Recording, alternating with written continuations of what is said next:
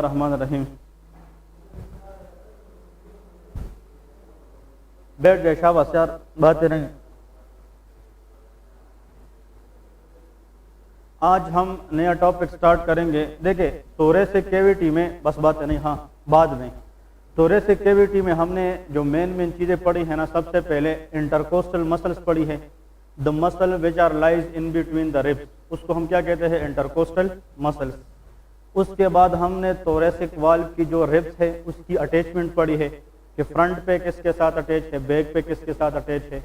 उसके बाद हमने लंग्स की एनाटॉमी पढ़ी है, लंग्स से ऊपर ब्रोंकाई पढ़ी है और ट्रेकिया की बात की है। ठीक है, आज दो लंग्स के दरमियान जो पंपिंग स्ट्रक्चर पड़ा है उसको हम हार्ट कहते हैं।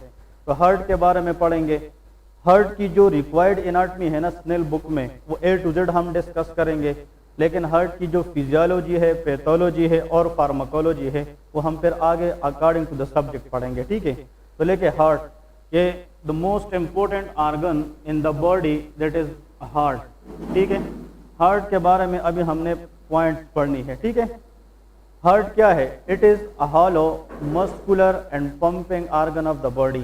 ठीक है, देखिए अगर हेड से लेके टोस तक, हेड से लेके टोस तक जितने भी सेल है उन सब को सर्वाइवल के लिए ब्लड सप्लाई चाहिए। अगर किसी सेल को या टिश्यू को या ऑर्गन को ब्लड सप्लाई ना मिले तो वहाँ पे लोकल टिश्यू की डेथ चांसेस ज़्यादा होती है।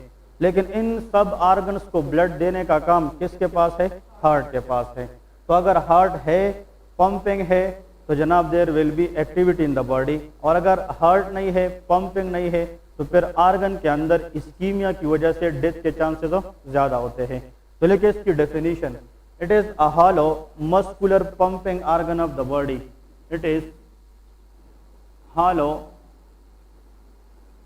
muscular pumping organ of body which supply blood to the all parts of the body। ठीक है, तो हार्ट का मतलब ये है कि जनाब इससे पूरे बॉडी को ब्लड सप्लाई मिलती है। ठीक है, दो लंग्स के दरमियान जो स्पेस है, फॉर एग्जांपल अगर ये लेफ्ट लंग है, दिस इज लेफ्ट लंग, और ये जनाब राइट लंग है। ठीक है, इन दोनों लंग्स के दरमियान जो स्पेस है, this space is called mediastinum. Very good, इसको क्या कहते हैं, मेडिएस्टिनम। इस मेडिएस्टिनम स्पेस के अंदर क्या पड़ी है, हार्ट पड़ी है। लेकिन कल का लेक्चर रिमाइंड करें, कल मैंने आप लोगों को क्या बताया था कि it is specifically present in middle mediastinum. Very good, MCQs add करें। ये हार्ट के साथ अपना एक एमसीक्यूज है कि हार्ट इज लोकेटेड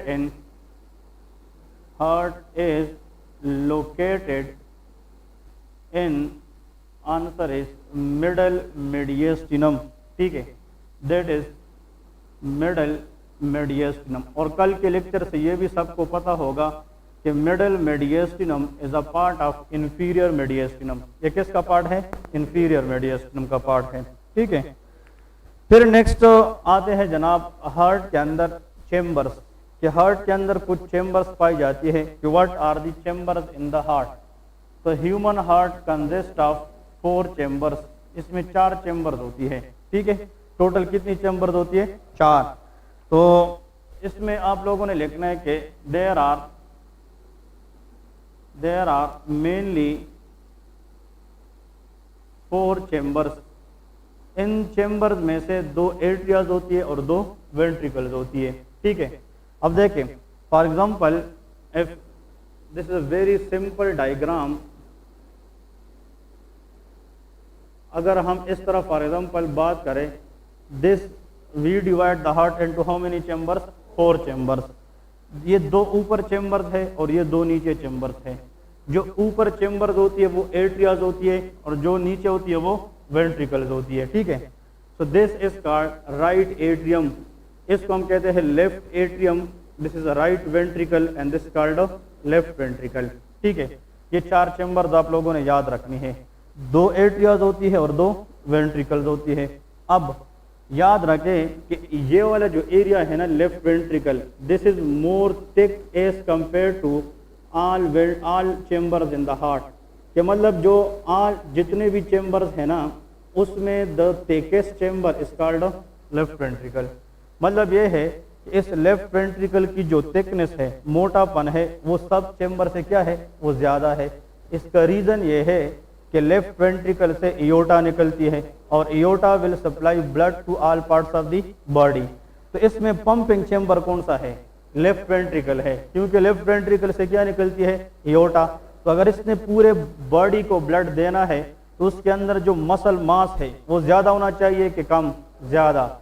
इसलिए this is the thickest chamber in all chamber. ये भी एमसीक्यूज आता है कि what is the more thickest chamber in all chambers of the heart, answer is left ventricle.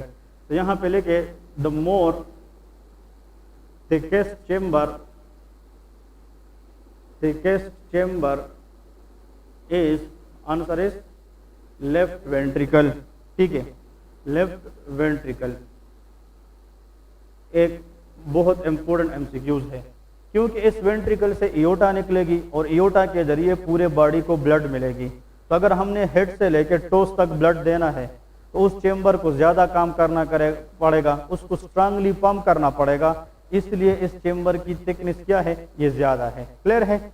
Next part, अगर for example हम heart की बात करें, अगर यहाँ पे फॉर एग्जांपल इस तरह हार्ट पड़ा है, तो उसकी कुछ चेम्बर्स हमें फ्रंट से नजर आती है और कुछ चेम्बर कहाँ से, बैक से। ये भी एमसीक्यूज है। The posterior most chamber of the heart is left atrium. ये भी एमसीक्यूज है। अगर सबसे पीछे कोई चेम्बर है ना हार्ट का, वो कौन सा आता है, लेफ्ट एट्रियम। तो ये भी एमसीक्यूज देखे, the posterior most chamber of the heart. Exam में आप लोगों को इस तरह के क्वेश्चन आएंगे, आप लोगों ने क्वेश्चन गेट करने हैं। The posterior most chamber of the heart is the left atrium. Left atrium. Clear है।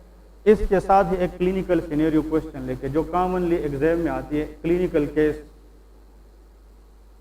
अ 28 ईयर ओल्ड। ये क्वेश्चन इसी तरह ही आएगा, इसमें वर्डिंग भी डिफरेंट नहीं होगी। अगर यह आ गया, बिल्कुल 28 ईयर ओल्ड मेल की हिस्ट्री होती है। ठीक है, ये हर साल इस तरह आता है, कॉपी पेस्ट, पिछले 4 साल से इसी तरह आता है। ठीक है ना। ओके, लेकिन 28 year old mail brought to the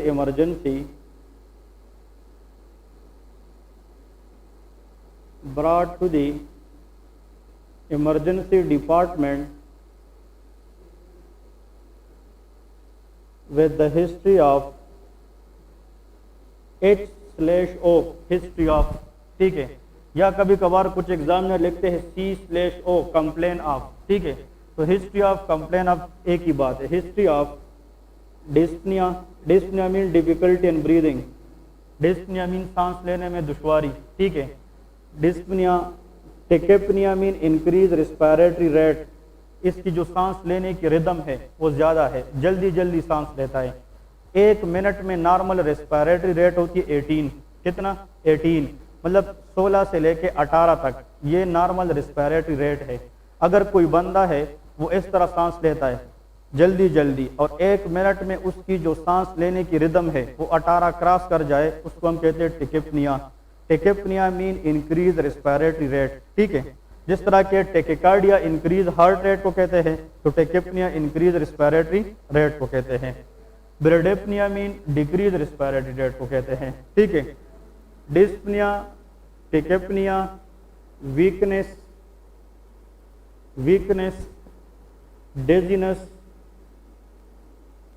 dizziness, episodic vertigo.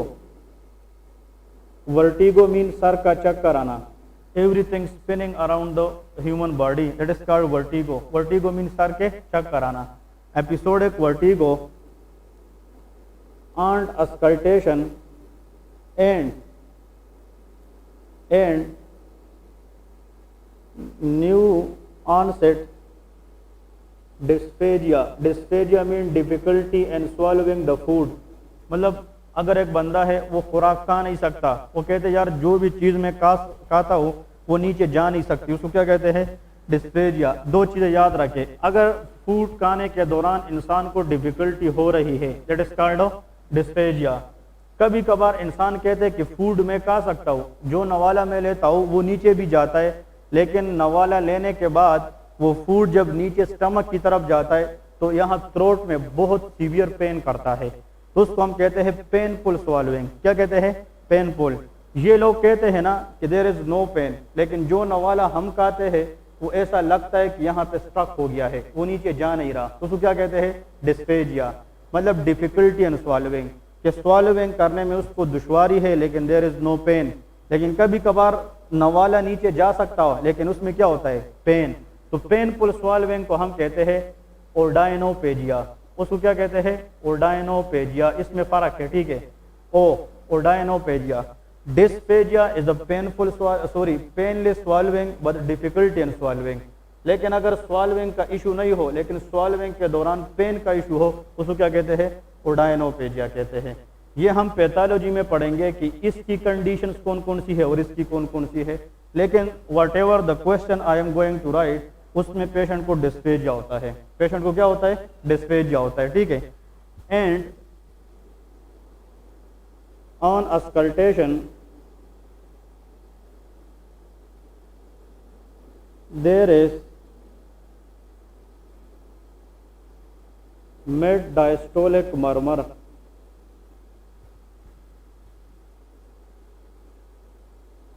ये आप लोगों ने यहां से बहुत इंपॉर्टेंट जहन, मिड डायस्टोलिक मर्मर याद रखें। Murmur is any abnormal heart sound which is heard on stethoscope. अगर हार्ट के अंदर साउंड एबनॉर्मल हो जाए और वो हम स्टेथोस्कोप पे सुन ले, उसको हम क्या कहते हैं? मर्मर। कुछ मर्मर होती है सिस्टोलिक मर्मर, कुछ होती है डायस्टोलिक मर्मर, कुछ होती है कंटिन्यूअस मर्मर। वो हम मर्मर पे अलग एक क्लास लेंगे फिजियोलॉजी में जब हम कार्डियोवास्कुलर सिस्टम पढ़ेंगे। लेकिन यहाँ पे जो मर्मर आज हम पढ़ेंगे वो क्या है? Mid diastolic murmur. देखे, हार्ट के अंदर दो इवेंट्स होती है, एक होती है हार्ट की कंट्रैक्शन और एक होती है हार्ट की relaxation. Contraction phase of the heart is systole, relaxation phase of the heart is diastole. कभी कभार मर्मर हमें अगर देखे, इसको सोच ले, हाँ, अगर फॉर एग्जांपल एक वर्ड आते हैं ना होलो, क्या? होलो। या एक होते हैं पेन। पेन और होलो एक मतलब है। पेन का मतलब यह है कि as a whole, holo mean pan. अगर यहाँ से सिस्टोल स्टार्ट हो रहा है और यहाँ पे एंड होता है, कभी कभार जो कार्डियोलॉजिस्ट है ना, वो जब मर्मर सुनते हैं तो वो एबनॉर्मल साउंड तब स्टार्ट होता है जब हार्ट की क्या स्टार्ट हो जाए? सिस्टोल। और वो मर्मर चलता जाता है और तब खत्म होता है जब क्या खत्म हो जाए? सिस्टोल। इसका मतलब ऐसा मर्मर जो थ्रू आउट सिस्टोल हमें सुनने को मिले, सिस्टोल के स्टार्ट से स्टार्ट हो जाए और सिस्टोल के एंड पे एंड हो जाए, ऐसे मर्मर को होलो सिस्टोलिक मर्मर कहते हैं, या उसको क्या कहेंगे? Pansystolic murmur. अगर पूरे डायस्टोल में हमें मिले तो उसको क्या कहेंगे? होलो डायस्टोलिक मर्मर। लेकिन कुछ मर्मर ऐसी होती है कि उसमें सिस्टोल में भी होता है और उसको कंटिन्यूअस मर्मर कहते हैं कि ये मशीन है, मशीनरी मर्मर है, ये रुकती नहीं है। आप लोगों ने पीडीए का नाम सुना होगा, पेटेंट डक्टस आर्टेरियोसस। उसमें बच्चों के अंदर कौन सी मर्मर होती है? Machinery murmur. लेकिन इधर देखें, अगर यहाँ से सिस्टोल स्टार्ट होता है यहाँ पे एंड, तो यहाँ से डायस्टोल स्टार्ट होता है यहाँ पे एंड, यहाँ से फिर सिस्टोल स्टार्ट होगा यहाँ पे एंड, इस तरह है ना, systole follow diastole, diastole follow systole. अब इधर देखें, अगर ये सिस्टोल है और ये क्या है? डायस्टोल, फिर ये सिस्टोल है, फिर ये डायस्टोल है, इस तरह। अब क्वेश्चन ये है, अगर यहाँ पे कोई मर्मर नहीं है, अब यहाँ पे जब डायस्टोल स्टार्ट हो जाता है, यहाँ पे मर्मर नहीं था, लेकिन जब वो डायस्टोल कहाँ पे पहुंच जाए? मिड में, तो यहाँ पे हमें एक एबनॉर्मल क्या मरता है? मर्मर। और फिर यहाँ पे हमें सुनकर डायरेक्ट खत्म हो जाते हैं और फिर डायस्टोल आखिर तक चला जाता है। तो ऐसा मर्मर जो हमें डायस्टोलिक फेज की मिड में मिल जाए, इसको हम मिड डायस्टोलिक मर्मर कहते हैं। So the murmur are abnormal heart sound which we heard at the mid point of diastole, that is called mid diastolic murmur। ये ना हाउस ऑफिसर सुन सकते हैं, न ये टीएमओ सुन सकते हैं, ये सिर्फ प्रोफेसर लोग सुन सकते हैं और जो कार्डियोलॉजिस्ट होते हैं। these murmurs are picked up by very very experienced doctors। ये मतलब आम लोगों की जुबानी नहीं है। मैंने भी हाउस जॉब किया है, बहुत से हॉस्पिटल में इस तरह काम किया है, लेकिन I don't know how to pick murmur. Murmur वो लोग पिक करते हैं जब कार्डियोलॉजी में 10 से 15 साल काम करते हैं। मरमर एक ऐसी जो है ना छोटी सी बात नहीं है, लेकिन हमें एज अ डॉक्टर एटलीस्ट इतना पता होना चाहिए कि सिस्टोलिक मरमर क्या है, डायस्टोलिक मरमर, और ऐसा मरमर जो हमें मिड ऑफ द डायस्टोल में मिल जाए उसको क्या कहेंगे, मिड डायस्टोलिक मरमर। ठीक है, on auscultation there is mid diastolic murmur, which of the following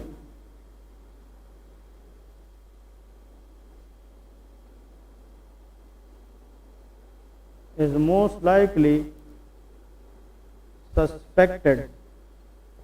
अब इस पेशेंट में हम क्या सस्पेक्ट करते हैं, नंबर 1 MS माइट्रल स्टीनोसिस, नाम सुना है कि नहीं, B MR माइट्रल रीगर्जिटेशन, ठीक है, C AS एयोटिक स्टीनोसिस और AR एयोटिक रीगर्जिटेशन। ये 4 ऑप्शन वो देते हैं। याद रखें कि we have valve in the heart, heart के अंदर क्या होती है, वाल्व। अगर हम हार्ट में वाल्व की बात करें, वाल्व, तो there are 4 valve in the heart. Number 1 is tricuspid valve, है कि नहीं, tricuspid valve, pulmonary valve, pulmonary valve, और 3 नंबर पे क्या है, माइट्रल वाल्व और आयोटिक वाल्व। ये आप लोगों ने याद रखने हैं कि how many valves in the heart are there, 4, tricuspid, pulmonary, mitral and aortic valve. अब यहाँ पे आप लोगों की थोड़ी सी अटेंशन चाहिए। ये जनाब कौन सा एट्रियम है, राइट एट्रियम। ये देता है कि हाँ जब ब्लड इस राइट एट्रियम के अंदर आ जाती है ना ब्लड, तो जहन 2 पॉइंट कहता है, या इस ब्लड ने लेफ्ट एट्रियम की तरफ इस तरफ जाना है, या इसने किसकी तरफ जाना है, राइट। याद रख ये उसूल है कार्डियोवास्कुलर सिस्टम के अंदर, ये हार्ट की एक रूल है, रूल प्रिंसिपल है कि right will give blood to the right side, मतलब राइट से लेफ्ट की तरफ ब्लड नहीं जाना चाहिए। आफ्टर द बर्थ की मैं बात कर रहा हूँ, लेकिन बिफोर द बर्थ जब बच्चा मदर यूट्रस में होता है उसमें ब्लड राइट से कहाँ पे जाती है, लेफ्ट में। इसलिए जाती है कि बच्चों में जब वो पैदा नहीं होते लंग्स आर नॉट वर्किंग, बच्चों में लंग्स काम नहीं करते, लेकिन उस पर हम अलग बात करेंगे। उसको हम एक नाम देंगे फीटल सर्कुलेशन, उसको क्या कहते हैं, फीटल सर्कुलेशन, वो हम अलग पढ़ेंगे। लेकिन हम एडल्ट की बात करते हैं आफ्टर द बर्थ। अगर एक बंदा पैदा हो जाए तो पैदाइश के बाद अगर right part of the blood आ जाए तो उसको कहाँ पे जाना चाहिए, राइट, और लेफ्ट का ब्लड कहाँ पे जाना चाहिए, लेफ्ट। राइट से लेफ्ट की तरफ ब्लड नहीं जानी चाहिए। अगर ये गई इसका मतलब कि हार्ट के अंदर डिफेक्ट है, कि हार्ट के अंदर क्या है, डिफेक्ट है। तो यहाँ पे इस लेफ्ट एट्रियम और राइट एट्रियम को इस तरह सेपरेट करने के लिए यहाँ पे एक दीवार होता है, एंड दिस दीवार इज कॉल्ड सेप्टम। इसको क्या कहते हैं, सेप्टम। लेकिन ये किसको सेपरेट करता है, 2 एट्रिया को, इसलिए उसको हम क्या कहते हैं, एट्रियल सेप्टम। इसको क्या कहेंगे, वेंट्रिकुलर सेप्टम कहेंगे। बात समझ आ गई कि नहीं। मेरा मतलब यह है कहने का कि राइट एट्रियम से ब्लड कहाँ पे आना चाहिए, राइट वेंट्रिकल, लेफ्ट एट्रियम से ब्लड लेफ्ट वेंट्रिकल। अब राइट एट्रियम अगर चाहे कि मैं ब्लड राइट वेंट्रिकल को दे दूं तो इसने यहाँ पे एक वाल्व को क्रॉस करना होगा कि नहीं। There is a valve present between right atrium and right ventricle, that is tricuspid valve. ये कौन सा वाल्व है, ट्राइकस्पिड वाल्व। तो अगर एक बंदा है उसकी राइट एट्रियम से राइट वेंट्रिकल को ब्लड नहीं आ रहा तो there is something wrong in the tricuspid valve. Clear है। तो आज के बाद याद रखें what is tricuspid valve. It is a valve which allow the blood to flow from right atrium to right ventricle. Clear है। अब इधर देखें, इसके साथ एक बहुत इंपॉर्टेंट कॉन्सेप्ट है। यहाँ पे जनाब इस तरह ये जब ब्लड इधर आ जाती है तो फिर इसने आगे यहाँ पे एक आर्टरी में जाना होगा, and these are called pulmonary arteries. कौन सी आर्टरी, पल्मोनरी आर्टरी। तो राइट वेंट्रिकल से कौन सी आर्टरी निकलेगी, पल्मोनरी आर्टरी। यहाँ पे पल्मोनरी ट्रंक होता है, ट्रंक मीन 2 में डिवाइड होता है, एक लेफ्ट पल्मोनरी आर्टरी और एक राइट पल्मोनरी आर्टरी। लेकिन राइट वेंट्रिकल से जब ब्लड पल्मोनरी आर्टरी में आएगी तो यहाँ पे भी एक वाल्व होना चाहिए कि नहीं। This valve is called pulmonary valve. इसको क्या कहते हैं, पल्मोनरी वाल्व कहते हैं। बात क्लियर है। और जब लंग्स में ये ब्लड आ जाए तो ये डीऑक्सीजनेटेड ब्लड है, ये क्या हो जाती है, ऑक्सीजनेट हो जाती है, ऑक्सीजनेट। और ऑक्सीजनेट ब्लड फिर वापस पल्मोनरी वेन के जरिए किस एट्रियम में जाएगी, लेफ्ट एट्रियम में जाएगी। और लेफ्ट एट्रियम से ब्लड किधर जाएगी, लेफ्ट वेंट्रिकल में। Bye the help of another valve which is mitral valve या बाइकस्पिड वाल्व उसको कहते हैं, ठीक है। और जब लेफ्ट वेंट्रिकल को ब्लड आती है तो इससे फिर क्या निकलेगी, aorta which allow the blood by the help of aortic valve. ये कौन सी वाल्व है, एयोर्टिक वाल्व है। तो how many valves are there in the heart, 4। इसको थोड़ा सोच कर देखे, बहुत इंपॉर्टेंट है ये कंसेप्ट। आप लोगों को समझ आया, पूरा सीवीएस सिस्टम आसान होगा, ठीक है। इधर देखें भाई, एक ह्यूमन बॉडी है, ये प्रिंसिपल याद रखें, जितने भी वेसल्स ऑर्गन्स को ब्लड दे रहे हैं दे आर आर्टरीज, वो क्या होते हैं, आर्टरीज। और जितने वेसल्स वापस ब्लड ले रहे होते हैं वो क्या होते हैं, वेन्स होते हैं। तो वेन्स जो होते हैं ना, वेन्स, इधर देखे ये कौन सा एरिया है, हेड एंड नेक एरिया और अपर लिम्ब। ये 3 चीजें याद रखें, हेड एंड नेक एरिया और अपर लिम्ब। इसकी जितनी भी वीनस ब्लड है, इन सब एरिया की वीनस ब्लड ये एट द एंड एक बिगर वेन को मिलती है विच इज सुपीरियर वीना केवा। उसको क्या कहते हैं, सुपीरियर। तो मैं कहता हूं अगर ये सुपीरियर वीना केवा है, ठीक है, ये हेड एंड नेक और अपर लिम्ब से जितना भी ब्लड है वो अकोमोडेट करता है। और जो एब्डामेन, थोरेसिक कैविटी और जो नीचे लोअर लिम्ब की जितनी भी बात है उसकी आखिरी ब्लड किस में आएगी, इंफीरियर वीना केवा, आईवीसी एंड एसवीसी, इस तरह है ना। तो inferior vena cava can take the deoxy blood from lower part of the body and it can receive the deoxy blood from upper part of the body। और ये दोनों it both combine together at the level of right atrium and drain into the right atrium। ये कहाँ पे drain होते हैं, right atrium. तो भाई एक एमसीक्यूज आता है एग्जाम में कि what are the structures, ये बात सुन ले, क्या what are the structure which drain into the right atrium। वो कौन कौन सी चीजें हैं जो राइट एट्रियम में ड्रेन करती है, 5 चीजें होती है। कितनी चीजें, 5। उनमें से हमने अभी 2 पढ़े हैं, एक सुपीरियर वीना केवा और एक इंफीरियर वीना केवा। वो 3 क्या है वो आगे हम क्लास के साथ एक्सप्लेन करेंगे, लेकिन अभी तक ये याद रखे the main structures which are opening into the right atrium are superior vena cava and inferior vena केवा। अब यहाँ पे जो ब्लड आई है ये डीऑक्सी ब्लड है कि ऑक्सी है, ये डीऑक्सी है।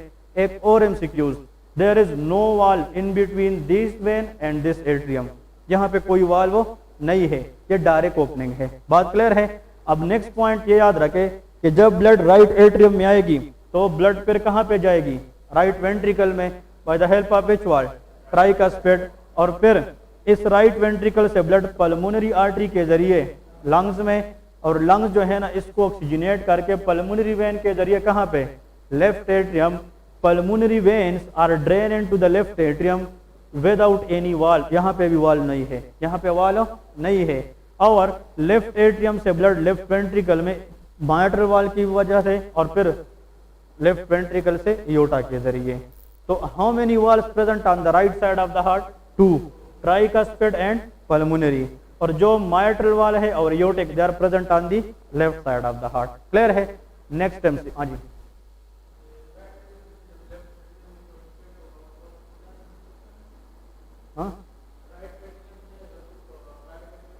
ओके इधर देखे, अगर इस लाइन को मैं इस तरह खत्म करूं तो ये एक चैम्बर है कि 2 है, भी एक है।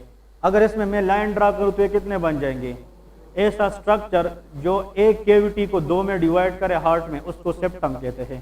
क्या कहते हैं, सेप्टम। लेकिन ये सेप्टम किसको सेपरेट करता है, एट्रिया को वेंट्रिकल।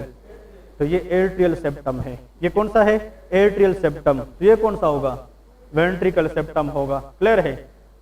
इस सेप्टम का काम यह है कि एट्रिया से एट्रिया की तरफ ब्लड को अलाउ नहीं करता। अगर एक बच्चा पैदा हो जाए और इसकी एट्रियल सेप्टम में बाय बर्थ कोई डिफेक्ट हो, उसमें कोई, आप लोगों ने नाम सुना होगा यार कि फलाने बच्चे के दिल में सुराख है, ये नाम सुना है कि नहीं, उसको कहते हैं साइनोटिक बेबी, ब्लूइश बेबी। ठीक है। अगर फॉर एग्जाम्पल ये इधर देखें, अगर यहाँ पे एक सुराख जो है ना रह चुका है फॉर एग्जाम्पल यहाँ पे, और ये फॉर एग्जाम्पल यहाँ पे एक डिफेक्ट है, तो फिर ये ब्लड मिक्स हो सकती है कि नहीं। If there is mixing of the blood from right to left और left to right, it's mean there is a defect. लेकिन ये डिफेक्ट किस सेप्टम में है, आर्टरियल सेप्टल। तो answer will be ASD, arterial septal defect. और अगर इधर है VSD, वेंट्रिकल सेप्टल डिफेक्ट। अगर 100 बच्चे हैं और 100 बच्चों में बाय बर्थ हार्ट के प्रॉब्लम है, उनमें 95% बच्चों को वेंट्रिकल सेप्टल डिफेक्ट होता है। तो the most common by birth congenital heart disease answer is VSD, ventricle septal defect. इसका मतलब यह है अगर 100 बच्चे पैदा हो जाए और 100/100 बच्चों में मुख्तलिफ तरह के हार्ट मसाइल हैं, उनमें 95% बच्चों में किस सेप्टम का मसला होगा? Ventricle. So the most common septum which is defected by birth in baby in heart, ventricle septum, that is VSD। Down syndrome क्या है? अब डाउन सिंड्रोम में लोग को नहीं पता, सब वो जब पढ़ेंगे ना आएगा। डाउन सिंड्रोम ट्राइसोमी 21 को कहते हैं, क्रोमोसोम 21 का मसला होता है। उसमें बच्चे के साथ ज्यादा VSD होता है लेकिन ASD भी आ सकता है। क्लियर है? याद रखें।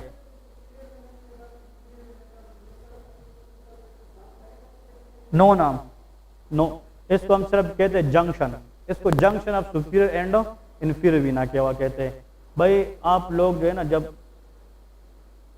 बायोकेम में जाएंगे ना, खैर इसने तो पढ़ा है, जब आप सिस्टम में जाएंगे तो आप लोग को ये मजीद आसान हो जाएगा, ठीक है। लेकिन for the time being anatomy purpose से इतना याद रखें कि right atrium give blood to right ventricle by the help of tricuspid valve, right ventricle blood wet pulmonary artery by the help of pulmonary valve, left atrium give blood to left ventricle by the help of, इसको bicuspid valve भी कहते हैं। और जो left ventricle है इसके aorta को blood जाएगी bye the help of aortic वाल, किस वाल के जरिए? एयोटिक वाल के जरिए। क्लियर है? अब आते हैं नेक्स्ट, इस सिनेरियो की तरफ आते हैं। एक और MCQ, वाल्व का मतलब क्या है? वाल्व का मतलब यह है कि ऐसा स्ट्रक्चर जिससे एक डायरेक्शन में ब्लड फ्लो हो जाए, उसको क्या कहते हैं? वाल्व। वाल्व का काम यह है कि it will allow the blood to flow in one direction. अब इधर देखें, अगर ये एक वाल्व है, ये एक वाल्व है इस तरह, फॉर एग्जांपल इससे मैं कहता हूँ फॉर एग्जांपल 1 मिनट में, एग्जांपल लेता हूँ वैसे कि 1 मिनट में इससे कितना ml ब्लड जाना चाहिए? 10। इधर देखे बात है नहीं, ये समझ ले तो बाद में बहुत आसान होगा। अगर एक वाल्व से फिजियोलॉजिकली नॉर्मली 1 मिनट में कितना ब्लड जाना चाहिए? 10 ml। लेकिन भाई इस वाल्व के ऊपर कोई एबनॉर्मल चीज डिपोजिट हो चुकी है, प्रोटीन या एबनॉर्मल जो भी आयरन वगैरह, और इसने वाल्व को क्या किया है? नैरो किया है। तो फिर इस वाल्व से 1 मिनट में 10 ml जाएगा या कम? 5 ml जाएगा। तो हम कहेंगे कि ऐसा कंडीशन जिसमें वाल्व की जो डायमीटर है वो क्या हो जाए? नैरो हो जाए, और इससे ब्लड का जाना क्या हो जाए? कम। This is called stenosis. इसको क्या कहते हैं? स्टीनोसिस। तो अगर वो स्टीनोसिस इस वाल्व की हो जाए, आंसर इज माइट्रल स्टीनोसिस। इसको क्या कहेंगे? Mitral stenosis. और अगर एयोटिक वाल्व की हो जाए तो एयोटिक स्टीनोसिस। इस तरह है कि नहीं? अब इधर देखे, अगर एक दफा ब्लड ऊपर से नीचे आ जाए तो फिर वाल्व को क्लोज होना चाहिए, लेकिन कभी कभार कुछ लोगों में ये वाल्व क्या रहता है? ओपन। तो उससे बैकवर्ड फ्लो होगी कि नहीं? वाल्व से नॉर्मली बैकवर्ड फ्लो नहीं होनी चाहिए, लेकिन अगर वाल्व एबनॉर्मल होने की वजह से ओपन रहे और इससे वापस बैकवर्ड फ्लो होती रहे, उसको कहते हैं रीगर्जिटेशन। इसको क्या कहेंगे? रीगर्जिटेशन। तो देखें, इसमें वाल्व से आगे ब्लड जाने का मसला है क्योंकि वाल्व नैरो है, इसमें वाल्व से वापस जाने का मसला है। It is a forward defect in the valve, it is a backward defect in the valve. इस तरह है कि नहीं? तो अगर अयोटिक वाल्व है, इधर देखिए अयोटिक वाल्व, इससे आगे ब्लड जाना कम हो, एयोटिक स्टीनोसिस होगा। और अगर इससे वापस ब्लड आ रहा हो तो फिर क्या होगा? एयोटिक रीगर्जिटेशन होगा।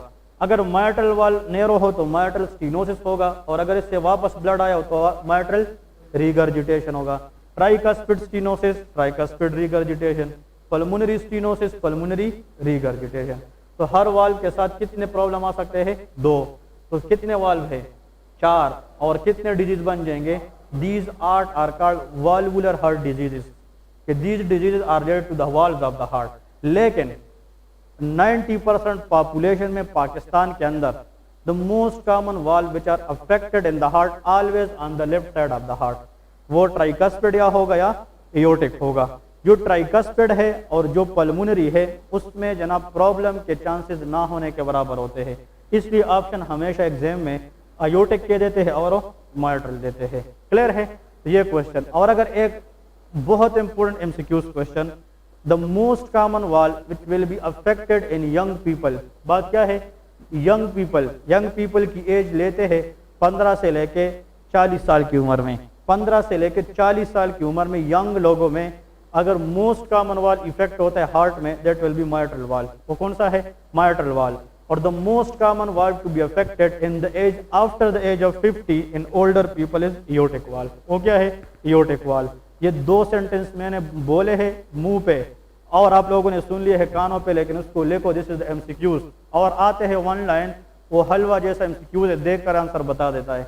The most common valve to be affected in young people is mitral valve, but the most common valve to be affected in older people answer is aortic valve. तो ये याद रखें। तो माइट्रल वाल्व और aortic valve दोनों किस side के valve है? लेफ्ट साइड के वाल्व है। तो left sided valve are more affected as compare to right sided valve. Clear है? आसान है यार। मोस्ट कॉमन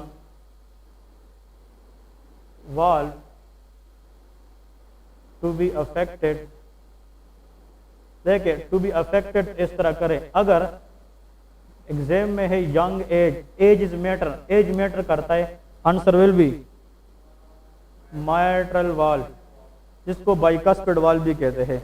और अगर यहाँ पे आप लोग को मेंशन किया गया है older age, answer will B aortic valve. इस तरह है ना, एओर्टिक वाल्व। ये दोनों याद रखें। हाँ, ये एग्जाम में बहुत कॉमन क्वेश्चन आते हैं और बहुत आसान क्वेश्चन रहे हैं। ठीक है, तो एक एओर्टिक वाल्व है, एक माइट्रल वाल्व है।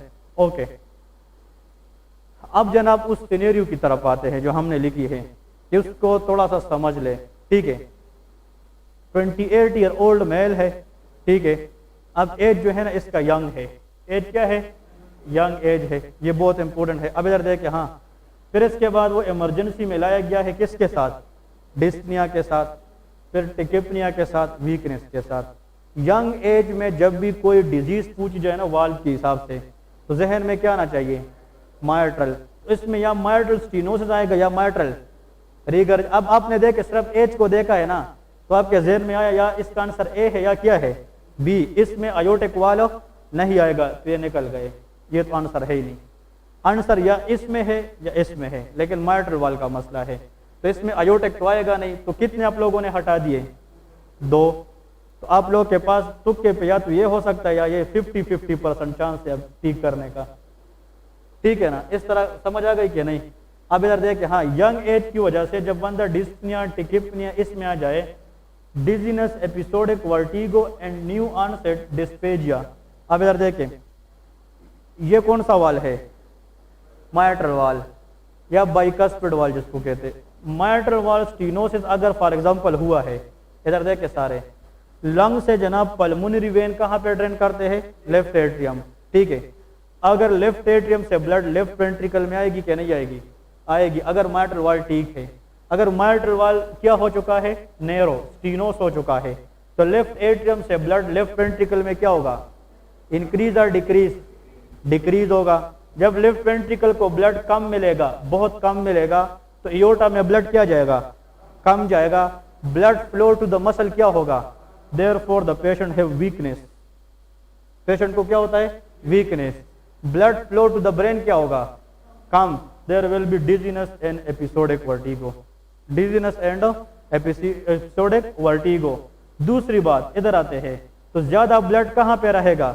लेफ्ट एट्रियम में। और लेफ्ट एक वक्त आएगा, लंग्स को तो नहीं पता है कि यहाँ पे मसला है, वो तो अपने हिसाब से ब्लड देगा ना। एक वक्त आएगा कि left atrium become more dilate, क्योंकि ब्लड से भर जाएगा। जब लेफ्ट एट्रियम डायलेट हो जाएगा ना, dilate, what is the posterior most chamber of the heart? Left atrium. तो ये हार्ट की फ्रंट पे बल्ज होगा या बैक साइड पे? और ये बैक साइड पे बल्ज होकर एसोफेगस को प्रेस करेगा। किसको प्रेस करेगा?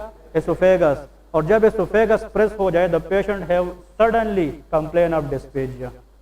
ये पॉइंट याद रखें। ठीक है, ये डिस्पेजिया, डिस्पेजिया इस केस में इसलिए है due to left atrial dilatation, और left atrium is the posterior part of the heart, it can compress oesophagus. इसने एसोफेगस को कंप्रेस किया है। अब लेफ्ट एट्रियम एक वक्त आएगा कि बिल्कुल भर जाएगा। जब ये बिल्कुल भर जाएगा ब्लड से, तो ये पल्मोनरी वेन से वापस ब्लड नहीं लेगा, तो बैक प्रेशर वापस जाएगा पल्मोनरी वेन पे, और पल्मोनरी वेन बढ़ जाएगा, और वो प्रेशर किस पे लाएगा? लंग्स। तो लंग्स के अंदर प्रेशर ब्लड का क्या हो जाएगा? बढ़ जाएगा, और सेल से या टिश्यू से ब्लड निकलने का चांसेस क्या होगा? ज्यादा। और excess accumulation of blood in the lung is called pulmonary oedema. क्या हो जाएगा? Pulmonary oedema. और जब ब्लड लंग ब्लड से भर जाएंगे, तो गैसियस एक्सचेंज होगी नहीं होगी, देयर विल बी डिस्पनिया। क्या होगी? डिस्पनिया, डिफिकल्टी इन ब्रीदिंग, और बंदे को सांस नहीं आएगी तो वो कोशिश करेगा कि जल्दी जल्दी सांस लेके आहिस्ता आहिस्ता जल्दी, टेकेपनिया। ठीक है, और याद रखे द हॉल मार्क, आप लोगों ने रटना है, सीवीएस में प्रूफ करूंगा, अभी टाइम नहीं है। Mid diastolic murmur is the hall mark of aortic mitral stenosis. ये किस में आएगा? Mitral stenosis. तो ये केस किसका बन गया है? माइट्रल स्टेनोसिस का बन गया है। याद रखे एनी वाल्व, किसी भी वाल्व में अगर मसला है माइट्रल वाल्व के अलावा उसमें डिस्पेजिया नहीं होता, लेकिन माइट्रल वाल्व के मसले में क्या होता है? डिस्पेजिया होता है। अगर आप लोग के जहन में यह है कि अगर डिस्पेजिया के साथ मिड डायस्टोलिक मर्मर आ जाए तो आप लोगों ने क्या आंसर लिखना है? Mitral stenosis.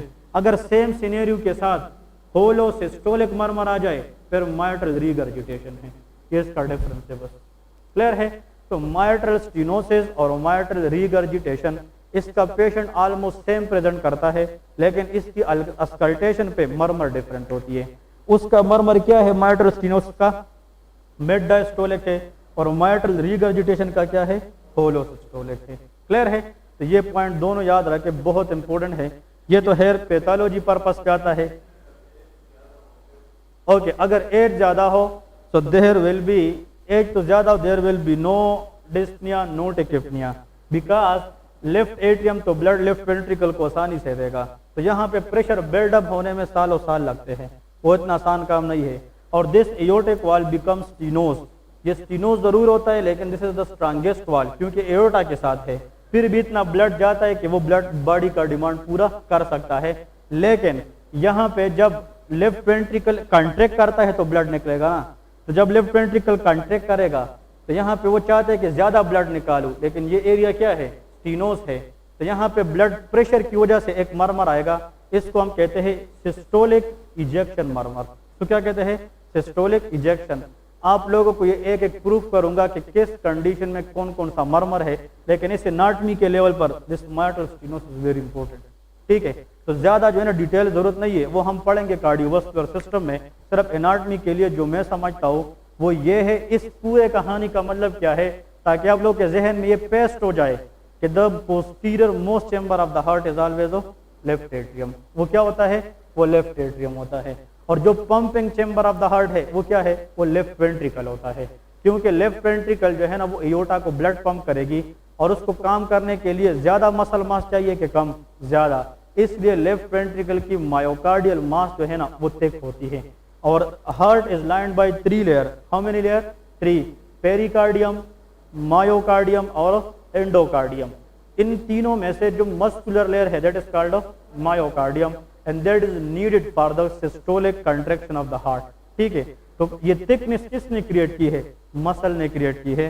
तो अगर एमसीक्यूज आ जाए कि which chamber has more myocardial thickness, answer is left ventricle. Clear है? ओके जी, अब इसको ध्यान में रखते हुए नेक्स्ट हार्ट में चेंबर्स हो गए।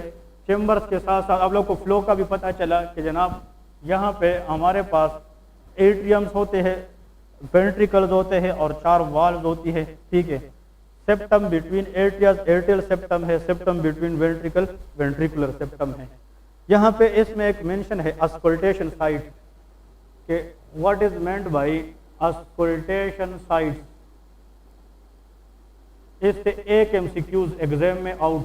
ठीक है, तो what are the auscultation site, ये एग्जाम में जरूर आता है क्वेश्चन में। ठीक है, ओके, देखिए there are totally 4 auscultation site. How many valves are there? 4।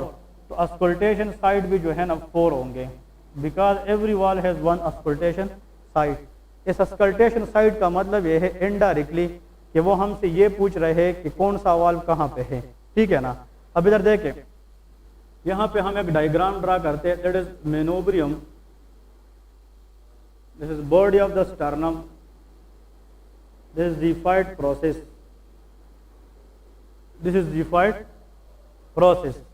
फिर इसमें इस तरह for example this first rib, second rib, इस तरह third rib, fourth, fifth, six, 7, 8, 9, 10, 11 and 12, इस तरह ये रेप्स है। इस साइड पे 12 रिब है और इस साइड पे भी 12 रिब्स है, ठीक है। और हर दो रिब्स के दरमियान ये स्पेस इंटरकोस्टल स्पेस होता है। इधर देखें, अगर इस मिनोब्रियम के साथ इस साइड पे क्लेविकल अटैच है कि नहीं, दिस कॉल्ड ऑफ क्लेविकल। इस साइड पे भी है और इस साइड पे भी है, that is called off clavicle. Clear है? ओके। मेन पॉइंट याद रखे, इस क्लेविकल के बारे में 3 पॉइंट लिखूंगा और एक एमसीक्यू आएगा क्योंकि ये इधर ही कवर होगा। This is the only long bone which lies horizontally, मतलब जितने भी बॉडी के लॉन्ग बोन है ना, ये सारे के सारे किस तरह लाइन है, वर्टिकली। इस ह्यूमरस को देखे vertically, radius ulna vertically, femur, tibia, fibula, sternum, ये सारे क्या है, वर्टिकली, लेकिन क्लेविकल लाइज हॉरिजॉन्टली। क्लियर है? याद रखे। तो यहाँ पे एक पॉइंट उसका लेके, this is the only long bone,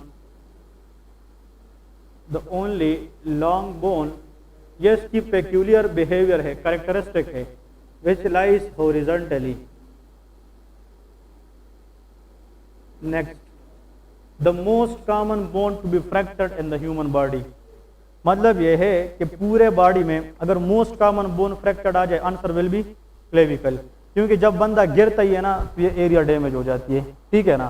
तो यहाँ पे लेके कि और ये क्वेश्चन आता है, the most common bone to be fractured, the most common bone to be fractured, ठीक है जी। नेक्स्ट, क्लेविकल के बारे में याद रखें, this is known as beauty bone of the body. इसका दूसरा नाम क्या है, beauty bone of the body इसको कहते हैं। इसको कॉलर बोन भी कहते हैं, गुड। एस शेप बोन भी है, बिल्कुल ब्यूटी बोन है, ब्यूटी बोन और कॉलर बोन। इतना ये 3 पॉइंट याद रखे। देखे अगर हम अगर हम कॉलर को देखें ना, ये किस बोन को टच करता है, क्लेविकल, ये कॉलर बोन है।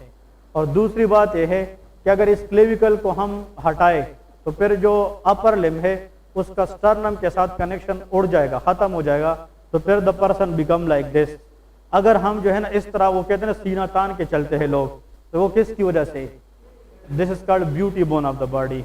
ये मतलब ब्यूटी बोन है, ये इंसान की पर्सनालिटी को जो है ना मेंटेन करता है। इस पे जो अपर लिम्ब है, upper limb are called appendicular skeleton, इसको क्या कहते हैं, एपेंडिकुलर स्केलेटन। और जो फ्रंट है चेस्ट, इसको कहते हैं एक्सियल स्केलेटन। तो एक्सियल स्केलेटन और अपेंडिकुलर स्केलेटन के दरमियान कनेक्शन कौन प्रोवाइड करता है, क्लेविकल प्रोवाइड करता है, ठीक है। ओके, अब इधर देखें, इस साइड पे भी इस तरह रिब है, इस तरह सारे रिब से 12 तक, ठीक है। अब यहाँ पे अगर फॉर एग्जाम्पल 1 2 3 4 5, ये फॉर एग्जाम्पल हमारे पास 5th इंटरकोस्टल स्पेस है, कौन सा, 5th इंटरकोस्टल स्पेस, लेकिन the MCQ is left side, कौन से साइड पे, लेफ्ट साइड पे। इसके सामने 5th इंटरकोस्टल स्पेस राइट भी होगा ना, इसी साइड पे। अब यार देखें, अगर इस 5th इंटरकोस्टल स्पेस पे हम आते हैं, यहाँ पे बिल्कुल मिड में, यहाँ पे मिड में अगर हम स्टेटोस्कोप रखते हैं ना, हमें कैसे पता चलेगा कि ये 5th इंटरकोस्टल स्पेस है, हम स्टर्नल एंगल से काउंट करते हैं। स्टर्नल एंगल से हम रिब्स की काउंटिंग स्टार्ट करते हैं कि नहीं, वहां से हम स्टार्ट करते हैं और नीचे आएंगे। जब हम 5th इंटरकोस्टल स्पेस में आएंगे तो यहाँ पे जो वाल्व हमें मिलेगा, that is called mitral valve. ये कौन सा वाल्व होगा, माइट्रल वाल्व। अब माइट्रल वाल्व के बारे में एमसीक्यूज ये है कि mitral valve is lies in which intercostal space, 5th intercostal space on the left side, ये याद रखिए। वरना 5th इंटरकोस्टल स्पेस तो राइट का भी है ना, लेकिन ये किस साइड पे होता है, लेफ्ट साइड पे होता है। और इस एरिया को, इस एरिया माइट्रल एरिया जहां पे है 5th इंटरकोस्टल स्पेस पे, इसको एपेक्स ऑफ द हार्ट भी कहते हैं। क्या कहते हैं, एपेक्स ऑफ हार्ट। तो ये भी एमसीक्यूज है, apex of the heart lies in which intercostal space, 5th intercostal space on the left side. एक बंदा आ जाए, थोड़ा और क्लियर करता हूं। देखिए, अगर फॉर एग्जांपल ये स्टर्नल एंगल है, इसको हमने पॉइंट किया, हम नीचे गए जनाब, इस तरह हमने 5th इंटरकोस्टल, मैंने आप लोगों को बताया था जो निपल है ना, breast nipple, it lies in the 4th intercostal. इस निपल के बिल्कुल नीचे कौन सा स्पेस होगा, 5th इंटरकोस्टल स्पेस, ठीक है। तो हम क्या करते हैं, पेशेंट को जनाब इस तरह याद रखे, काउंटिंग द रिब हमेशा पेशेंट को सुपाइन पोजीशन में लेटा कर करते हैं। पेशेंट इस तरह लेटा होगा फॉर एग्जांपल स्ट्रेचर पे, और आप जो है ना इधर देखें इस साइड पे पेशेंट की राइट साइड पे अप्रोच करेंगे। आपने क्या करना है कि एक पॉइंट से आपने एक्सटर्नल एंगल को मालूम करना है और दूसरे फिंगर से इंटरकोस्टल स्पेस को गिनना है। जब आप इस निपल के बिल्कुल नीचे आते हैं ना यहाँ पे कौन सा स्पेस है, फिफ्थ इंटरकोस्टल स्पेस, तो आप अपने हाथ को इस तरह रखते हैं, इस तरह, इसलिए ताकि आप एपेक्स की जो बीट है ना, पल्स है, उसको थोड़ा सा क्या कर सके, मालूम कर सके। ये दो कंडीशन में हमें नहीं मिलता, ये याद रखें। फिफ्थ इंटरकोस्टल स्पेस में अगर हम आ जाए और हम स्टेटोस्कोप रखे और हमें साउंड ही ना मिले, हमें एपेक्स ना मिले, इसका मतलब ये है या तो ये पेशेंट ओबीज है, फैटी है, इसमें हम सही तरीके से वो एरिया पॉइंट आउट ना कर सकते हैं। और दूसरी बात यह है कुछ लोगों में एपेक्स ऑफ द हार्ट जो normally fifth intercostal space left पे होता है, उसमें किस साइड पे आता है, राइट साइड पे, और ऐसे कंडीशन को हम कहते हैं डेक्स्ट्रोकार्डिया। क्या कहते हैं, डेक्स्ट्रोकार्डिया। वैसे 2/3 of the heart is present on the left side, 1/3 is present on the right side, लेकिन ऐसा कंडीशन जिसमें anatomically heart position wise reverse हो जाए, इस कंडीशन में 2/3 हार्ट कहां पे होगा, राइट साइड पे, और 1/3 कहां पे होगा, लेफ्ट पे, दैट इज कॉल्ड डेक्स्ट्रोकार्डिया। और ये क्वेश्चन मुझसे स्टेप 3 में पूछा गया था वाइवा में कि can you tell me a condition where 2/3 of the heart is on the right, answer is dextrocardia. ठीक है, नेक्स्ट क्वेश्चन ये है, यहाँ पे ये राइट अपर रीजन है और ये क्या है, लेफ्ट अपर रीजन है। इस राइट अपर में क्या होता है, लीवर, लेफ्ट अपर में स्प्लीन। कभी कभार स्प्लीन यहाँ पे आता है और लीवर उधर चला जाता है। इसका मतलब यह है दो तरह के लोग प्रैक्टिस में मिलते हैं, याद रखे। I know a person who was in our university, third year student, his mother was dextrocardic patient, वो मुझे खुद बता रहा था, ठीक है। लेकिन dextrocardia patient can survive up to 100 years, no problem, ठीक है। मतलब अगर जिंदगी है और इसकी अल्लाह ने लिखी है तो these people are not die because of this anatomical inversion, इसका कोई हिसाब नहीं है। लेकिन just if you don't know, if you don't click the apex of the heart on fifth intercostal on the right, go for fifth intercostal on the right side, क्योंकि left से वो कहां पे आ चुका होगा, राइट की तरफ। लेकिन 99% लोगों में जो नॉर्मल है वो कहां पे होता है, लेफ्ट साइड पे होता है। क्लियर है।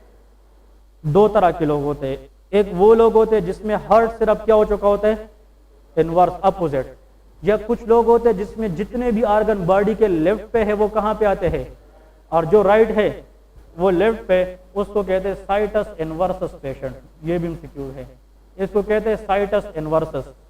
साइटस इनवर्सस में all the organs of the body anatomically position wise rotate to each other, left replace with right, right replace with left. बात समझ आ गई कि नहीं? एक चेंज नहीं होती, क्योंकि लीवर स्प्लीन अगर चेंज हो है इसको रिवर्सल ऑफ पोजीशन कहते हैं, या तो स्प्लीन रिवर्स या लीवर। लेकिन अगर पूरे ऑर्गन एब्डोमेन के चेंज हो है उसको साइटस इनवर्सस कहते हैं। लेकिन अगर सिर्फ हार्ट हो जाए तो फिर क्या कहते हैं, डेक्स्ट्रोकार्डिया कहते हैं। Situs inversus people always normal, normal, ठीक है, सारे नॉर्मल, क्योंकि जो शंट है, जो नॉर्मल वेसल्स है वो ठीक होते हैं, सिर्फ पोजीशन। कभी कभार प्रैक्टिस में हमें कंफ्यूजन दिलाते हैं कि भाई यहाँ पे एपेक्स होना चाहिए, वो किधर चला गया, तो वो कभी कभार हमें कहाँ पे मिलता है, राइट साइड पे, fifth intercostal space on the right side. एक और पॉइंट, ये एरिया जो है ना, ये दिस इज कॉल्ड एक्सेला ना, दिस इज कॉल्ड एक्सेला। अब इस एक्सेला की अगर हम यहाँ पे फॉर एग्जांपल हाथ रखे, this is called mid axillary line, इसको क्या कहते हैं, मिड एक्सिलरी। और इस बोन को क्या कहते हैं, clavicle, that is called mid clavicle. इसको मिड क्लेविकुलर लाइन कहते हैं और इसको हम मिड एक्सिलरी लाइन कहते हैं। तो अगर देखते हैं कि अगर हम इस एक्सेला की मिड से इस तरह एक लाइन ड्रा करें, नीचे इस तरह जाए और किस स्पेस में पहुंच जाए, फिफ्थ इंटरकोस्टल स्पेस, तो यहाँ पे जो हमें पॉइंट मिलेगा उसको माइट्रल वॉल कहेंगे। तो mitral valve is present in the fifth intercostal space on the left side in the mid axillary line. किस लाइन के ऊपर, मिड एक्सिलरी लाइन। लेकिन इतना खैर इंपोर्टेंट नहीं, हाँ नहीं, मिड क्लेविकल लाइन से थोड़ा सा इस तरफ आता है, ठीक है, एक पॉइंट तो है। लेकिन एमसीक्यूज यही होता है कि कौन से इंटरकोस्टल स्पेस में होता है, फिफ्थ में, किस साइड में, लेफ्ट साइड पे। इधर आते हैं, ये कौन सा स्पेस होगा, फोर्थ इंटरकोस्टल स्पेस। इस फोर्थ इंटरकोस्टल स्पेस के अंदर whatever the valve is present is known as tricuspid valve. इसमें क्या होता है? ट्राइकस्पिड वॉल होता है, ट्राइकस्पिड। तो इसको सामने लेके fourth intercostal space, fourth intercostal space, लेकिन इसके साथ मेंशन करे it is lies near the sternum. किसके साथ नजदीक होता है? Near the sternum. लेकिन जो माइट्रल वॉल है it is away from the sternum, वो मिड एक्सिलरी लाइन में होता है, और वो स्टर्नम के साथ होता है या अवे होता है? हाँ जी, ये अवे होता है जो माइट्रल वॉल है। और अगर ये पूछा जाए कि माइट्रल वॉल इज रफली how much located away from the sternum, this area, ये फासला that is round about 9 centimetre. कितना होता है? 9 सेंटीमीटर। तो हम कहते हैं कि अगर फिफ्थ इंटरकोस्टल स्पेस पे हम जाए, फिफ्थ इंटरकोस्टल स्पेस और स्टर्नम के सामने उस स्पेस में हम कितना फासला तय करें? 9 सेंटीमीटर। वहां पे हमें पल्स मिलेगा and that will B shows apex of the heart और माइट्रल एरिया। लेकिन फोर्थ इंटरकोस्टल स्पेस जो है इसके बिल्कुल सामने नियर टू द स्टर्नम हमें कौन सा वॉल मिलेगा?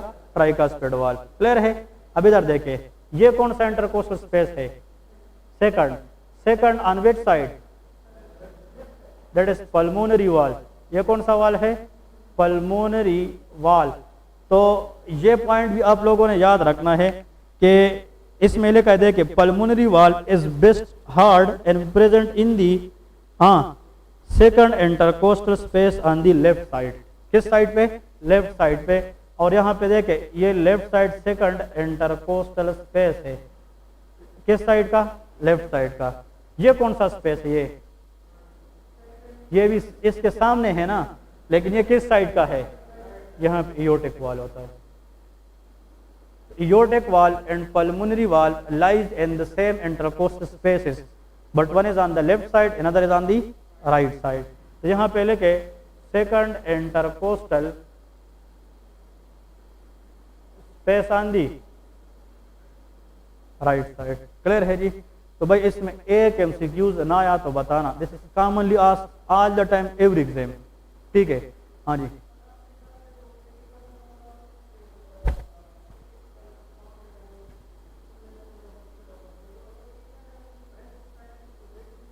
Okay, good question. जो फीमेल है ना, फीमेल, उसमें स्कल्टेशन टेक्निक डिफरेंस होती है एज कंपेयर टू मेल। लेकिन इसकी जो हम निपल की बात करते हैं, जो ब्रेस्ट साइज की बात ये करते हैं ना, it depend upon the fatty tissues in the breast. लेकिन ये कि ब्रेस्ट जो है ना, ब्रेस्ट अगर साइज में मतलब इंक्रीज भी हो जाए, it is not adherent to the sternum और ribs, it is hanging with the skin. तो इसके नीचे जो स्पेस है वही सेम रहेगी, just you have to elevate the breast and see that area for auscultation. लेकिन ब्रेस्ट जितना भी साइज में हैंग या इंक्रीज हो, वो एडहेरेंट नहीं होती, वो हैंग होती है। ठीक है?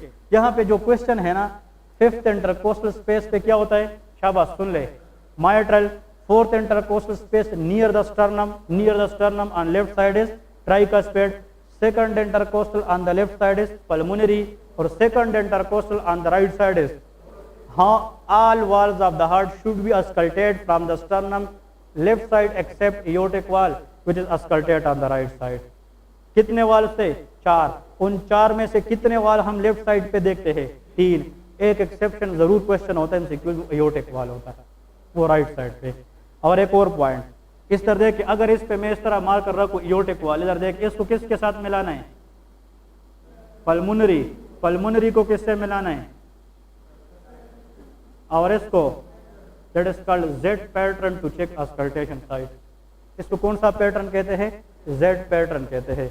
एक यहाँ पे रखा, एक यहाँ पे रखा, एक यहाँ पे और एक यहाँ पे, इसको Z कहते हैं। तो जब आप कार्डियोलॉजी वार्ड में काम करेंगे, the professor will tell you what is Z pattern in auscultation. This is the different site where we will look for different murmurs. इससे हम डिफरेंट मर्मर, क्योंकि इन वाल की क्लोजिंग की वजह से साउंड्स प्रोड्यूस होते हैं, तो वो साउंड नॉर्मल भी हो सकती है, वो एबनॉर्मल भी हो सकती है। वो कौन कौन सी है? ब्रेक के बाद करते हैं। शाबाश, अब ब्रेक करें। क्लियर है? हाँ जी, हाँ ना, है ना? नहीं, इसके बाद क्लास है, फिर देखते हैं। शाबाश, नहीं देखते हैं। टेस्ट लाया है? टेस्ट लाया हो?